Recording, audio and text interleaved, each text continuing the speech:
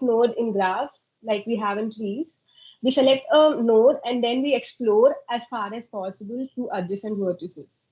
So the basic idea is to start from any selected node and then mark it as visited and then move forward to unmarked nodes and then continue this loop until there is like no unmarked adjacent node.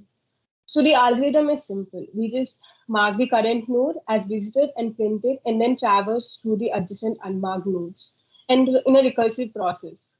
So we know that DFS is a application of Stack. So we use this DFS program. We traverse through the nodes, the vertices, using a stack, which can be called implicitly or explicitly through creating a stack. So initially, we accept the number of vertices present in a graph, as you can see. Now, currently, we're assuming 4 vertices, and then we ask the user to send us a adjacency matrix, in which uh, will accept the adjacent, like we'll get to know if the nodes are adjacent or not. So to know if the vertices are adjacent or not, we'll mark one of the if suppose in the graph present here, if we can see 1 and 2 are adjacent. So if 1 and 2 are adjacent, we'll mark the array position element, sorry, the array index 1 or 2 as 1 if there is an edge, and if there is no edge, we'll mark it as 0. So from the following graph, we can obtain this adjacency matrix. So we declare a visited array, which is of size n, to track all the visited vertices. So if we have visited any array, we'll initialize it to 1. Otherwise, we'll initialize it to 0. It means that if it's 0, we'll say it indicates that the vertex is not visited. If it's 1, it indicates otherwise. So let us consider this graph G1 with vertices 4 and 4 edges. Since we don't know that, since we know there won't be a specially designated node in graphs, we consider a vertex at random and traverse through the graphs. So initially, we'll let us consider to be 1, the vertex be 1. And these are the following adjacency matrix and the visited matrix initially. So from the driver program, we'll start accepting the vertex V from which we have to start and then pass it as an argument to the function DFS as shown. So since we are considering the vertex 1, we'll mark it as 1 in the visited array and then we'll traverse to find the adjacent node.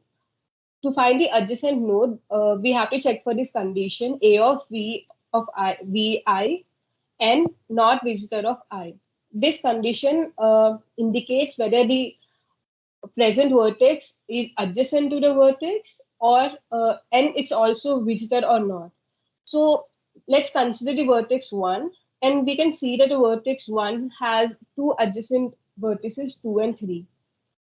So while I'm entering into the for loop, after marking the vertex 1 visited, we'll check for the condition. So let I equals to 1 and b equals to 1. Since 1 is less than or equals to 4, we'll enter the condition and we'll check a of 1 comma 1 is equals to 0 from the adjacent matrix. It shows that 1 is not self-connected. If it's self-connected, we'll assume it to be 1, but it's not self-connected, we'll assume it to be 0. So if one of the condition fails, the whole expression fails. So we gradually come out of the first iteration and we'll increment the I. Now I equals to 2. So at I equals to 2, the vertex is still 1. So therefore, I equals to 2 and b equals to 1. Now again, 2 is less than or equals to 4. We'll check for the expression 1 in the condition. A of 1, 2 is equals to 1 from the adjacency matrix. We can see that the vertex 1 and 2 are adjacent. So now, since the first expression is 2, we'll enter the second expression and check if the vertex 2 has visitor or not. From the visitor array, we can see clearly that the vertex 2 is not visited. So we'll assume it to be false, and not of false is equals to true. So since the both expressions are true, the condition is true, and then we'll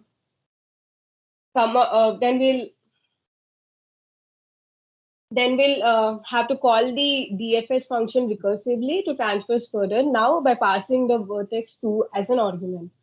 That is I as an argument. Now again, in a similar pattern, we check for the condition. As we can see, the vertex 2 has two adjacent vertices, 1 and 4. And again, entering the for loop, again, we'll check for the expression 1. If it's true, if it's true, we'll check for the expression 2. We know that 2 and 1 are connected, so the expression 1 will be true. And then we'll check for the expression number 2, which is visitor of I. Since we have already visited 1, the condition will be false. So the whole condition will be false. So now we'll increment I, that is I equals to 2 and V equals to 2. Now at I equals to 2 and V equals to 2, since 2 is not self-connected, the first expression will be false and the condition fails. So we'll increment it again. And now I equals to 3 and V equals to 2. Again, in a similar manner, we'll check for the adjacency. And from the adjacency matrix, we can see that the condition is false. So again, the condition fails. So again, we'll increment I and we'll get I equals to 4 and V equals to 2. Since 2 has an adjacent vertex 4, the first expression will be true. And then we'll check for the second expression if the vertex 4 is visited or not. Since from the visited array, we can see that the vertex 4 has not been visited yet. So we'll print that I and then we'll recursively call DFS again. And by passing 4 as an argument this time. In a similar fashion, we'll again find the adjacency condition. We'll check the adjacency condition for a vertex 4. In the similar manner, we'll check for the visited array at the same time adjacency matrix. And this time, we'll again call the DFS function recursively by passing 3 as an argument. And since now I is equals to 1 and V equals to 3, so 3 of I, we can see that 1 and 3 are adjacent, so the first expression will be true. And since we have already visited vertex 1, the visited array expression will be false. So the whole condition is false. Again, we'll increment I, we'll check for the second vertex. We know that vertex 2 and vertex 3 are not adjacent, so the condition fails. And again, we'll increment I. Now I equals to 3 and V equals to 3. So the expression is false because 3 is not self-connected. The vertex 3 is not self-connected. So we'll increment I, and again now I equals to 4 and V equals to 3. We can see that vertex 4 and vertex 3 are self-connected. But earlier we have already visited vertex 4. So the whole condition fails again. So we'll come out of the whole function since we have already done with all the vertices. So this is how we'll check for the adjacency at the same time traverse through the vertices in a depth first search column, in a depth first search traversal. So this is the program as follows. Here we'll in the output we'll enter the number of vertices, enter the adjacency matrix, and then enter the starting vertex. I have assumed it to be 1. It can be anything. It can be 2, it can be 3, it can be 4, anything. And you can traverse further respectively. And through depth first search traversal, we'll first traverse in a depth wise, and then we'll again back traverse. That is, so therefore, we'll first 1 will print, and then 2, then 4, and then we'll come back to 3. And since there are no more vertices left, we'll stop there and we'll exit the program.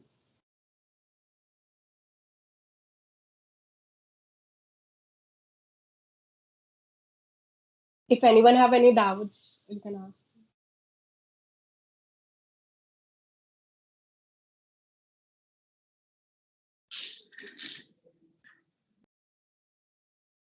Yeah, good, Tejasvi. You have explained very well. So the way you have prepared your presentation was also good. Say systematically for each iteration, so you have prepared a separate slide, so easily we can understand. Thank So you. if any of the students, if you have any doubts, you please ask. If you have any doubts in depth first. See, depth first is, as we have already discussed. So first you have to select a starting node. After selecting the starting node, then mark it as visited. So if you want to display the data that is stored in the starting vertex, you can display it. Then first you have to identify what are the neighbors of the starting node or the adjacent nodes of the starting node. Once you identify the adjacent nodes of the starting node, you have to select one node among them. So for example, in the example Tejashwi has considered, 1 has 2 and 3. So just go back, show the graph, Tejashwi. Okay. So 1 has 2 and 3 as the adjacent nodes. So here what we can do is, so we have selected 1. After 1, so 1 has 2 and 3 as adjacent nodes. Out of 2 and 3, you can select either 2 or 3 as the next node for traversal. So generally, we will follow a convention. So it's not rule, it's a convention. So among the nodes, adjacent nodes, whichever has the smaller value. So 2 is smaller than 3. So first we will select 2. So first we will visit 1, then we will select 2. And just to take a. So after that we will select 2. Go back to graph, please.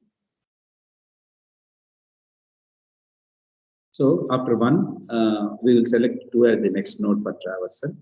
So 2. So now 2 becomes the present node. So we have traversed it. After that, what are its adjacent nodes 1 and 4? 1 already has been visited. So in the visited array, we will mark it as 1. So we will not once again select it for visiting. So the next node that you have to select is 4. So first 1, then 2, then 4. Now 4 becomes the present node. Now what are the adjacent nodes of 4? 2 and 3. Out of 2 and 3, which node we have to select? So 2 already has been visited, so we cannot visit it once again. So the only option that is left is 3. So from 1, we will visit 2. From 2, we will visit 4. From 4, we will visit 3. So this is the order of depth first search. So as we have discussed, so for the implementation of depth first, we have to use a stack. So one of the applications for stack is Graph DFS Traversal. So, but directly we have not used stack in the program. So we have used recursion. So all recursive functions implicitly, they'll make use of stack. So this is nothing but indirect application of stack in the form of recursion or recursive function. So that is about your depth first search. So in this program, we are representing the graph in the form of adjacency matrix. So already we have discussed graph can be represented using 2 techniques or 2 methods. One is adjacency matrix and the other one is adjacency list. So in this program, so for making it simple, we have represented the graph in the form of adjacency matrix. Okay. So if you have any doubts, you please ask us. If you don't have any doubts, so I request Sankirti to share her screen. So you unshare your screen, Tejashwi, first. Thank you, sir. Thank you. Okay. Sankirti, are you ready? Yes, sir. Please. Okay, good. So share your screen.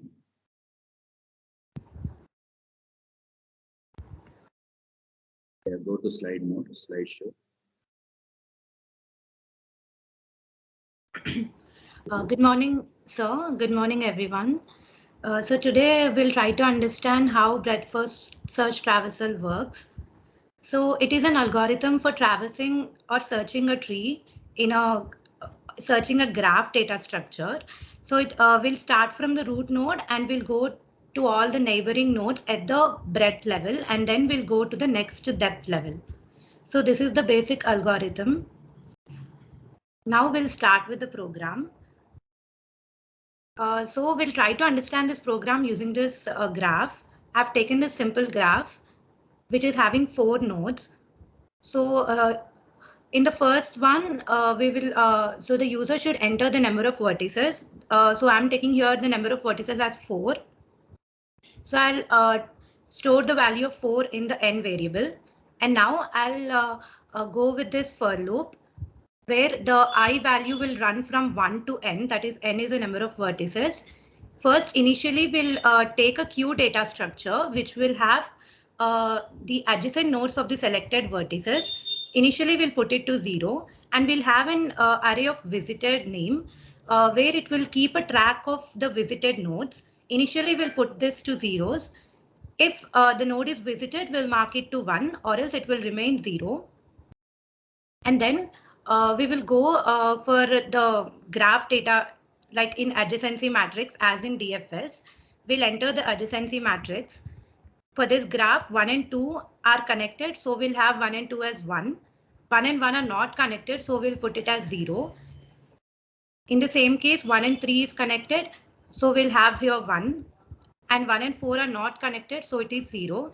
In the similar case, for all the nodes, we'll have this adjacency matrix. And then for first, we have to select the starting vertex. So here I'm selecting the starting vertex as 1. Since we have selected this vertex, we have to mark it as 1. Visited in the visited array, we need to make this first index as 1. That indicates that the 1 is already visited. And now we have to go to this function BFS. So this is the function BFS, which has vertex value 1 as a parameter. Now the for loop starts from 1 to n. Here, if we enter into the for loop, in the first condition, if a of 1, 1, as you can see here, a of 1, 1 is 0. So this condition will be false. So I will be incrementing to 2. And now 1 and 2, as you can see here, 1 and 2 is 1. So this condition is true. And also, as you can see, visited of 2. I value is 2. So visited of 2 is 0. So not of 0 is true. So both the conditions are true. So we'll enter into this condition. And now first, initially we'll have R and F values as -1 and 0. First, we'll increment our R to 0 and then F remains the same. And now we'll put the I value in this queue. That is Q of 0 will be the 2 value. That means what we are doing here is first we are selecting the vertex 1 and its adjacent node is 2. So we are putting it into the queue. And then we are entering, we are incrementing our I to 3. So A1, 3, that is, this is connected. So it is 1, it is true. And visited of 3, as you can see, visited of 3 is 0 and not of 0 is true. So this condition is true. We'll again enter into this if condition and we'll increment our R to 1. F remains the same. So Q of 1 will be now 3. So Q of 1 will be now 3. And then we'll again increment our I to 4. 4 is less than or equal to 4. This satisfies and we'll enter into the for loop. And for 1 and 4, as you can see, it is not connected. So it is 0. So this condition will be false. And we'll come out of the for loop now. And if you can see here, F is less than or equal to R. Yes, 0 is less than or equal to 1. So we'll go into this if condition. And we'll check if the visited of Q of F. So F is 0, that is Q of 0, as you can see here, is 2. So visited of 2, we have to make it as 1. That means it indicates that now we have visited the node 2. And then we should recursively call this function again with the parameter Q of F plus plus, that is Q of F is 0, that is Q of 0 is 2. So we have to make now our V value as 2. And we have to also increment our F to 1. R remains 1 as well. So now this is the first iteration. First, when V value is 1. Now our V value is 2. Again, we'll run the for loop from 1 to n, where our V value will now be 2. So we'll now consider this 2. So 2 and 1 are connected. So this is the true condition. And visited of 1. As you can see, visited of 1 is already 1. So not of 1 will be false. So this condition will be false. So we'll not enter into this if condition. We'll go back to incrementing our I. So our I now becomes 2. 2 and 2 are not connected. It is 0. So again, this will be false. Again, we'll increment our I to 3. 3 and 3 are 2 and 3 are not connected. So this is false. Again, we'll increment our I to 4. Next, 2 and 4, as you can see here, it is connected 1. So we'll check the status of visited of 4. As you can see, visited of 4 is 0. So not of 0 is true. So this whole if condition will be true and we'll enter into this condition. So now we'll increment our R first. F remains the same. And so now we'll put in the place of Q of 2, we'll put the value of 3. Q of 2 will put the value of 4, sorry. And then we'll increment our I to 5. So it will not satisfy the for loop condition. So we'll come out of the for loop and we'll check this if F less than or equal to R. So 1 is less than or equal to 2. Yes, it satisfies the condition. We'll now make Q of F, that is Q of 1, that is 3. So we'll make visited of 3 as 1 now. And then again, we'll recursively call this BFS function with the parameter Q of F plus plus. So Q of F is 1, that is 3. So we'll pass now the vertex will be 3 and then we'll increment our F to 2. R will be also 2. And now our V will be 2. So again, we have to run this function. Again, we'll go for this loop, which running from 1 to n for loop. So 3 and 1 are connected, but as you can see, visited of 1, we have already visited the node. So this will be false condition. And again, we'll increment our I to 2. 3 and 2 are not connected, so it is false. Again, we'll increment to 3. 3 and 3 are not connected, so it is false. Again, we'll increment to 4. 3 and 4 are connected and also visited of 4 is 0. So not of 0 is true. So we'll enter into this condition. We'll first increment our R to 3. And then we'll put it into, put the value of 4 in our queue. And if F is less than or equal to R, we'll go into this condition. 2 is less than or equal to 3. So we'll make Q of F, that is 2. We'll make our visited of Q of 2, that is 4. So visited of 4, we'll mark it as 1. And again, we'll recursively call this function. So now here, all the nodes are visited. We'll increment our, now the vertex will become 4. And we'll increment our F to 3. So this is the case. Since all the vertices are now visited, we'll go back to our main program. So after this function, we'll run this loop again from 1 to n, and we have to check. Previously, we have made our visited array. All the indices are filled with 1. That means it is true. So visited of 1 is 1. So we'll print the 1. Again, visited of 2 is also 1. So we'll print the 1. If it is not true, we'll print BFS is not possible. So this is the output.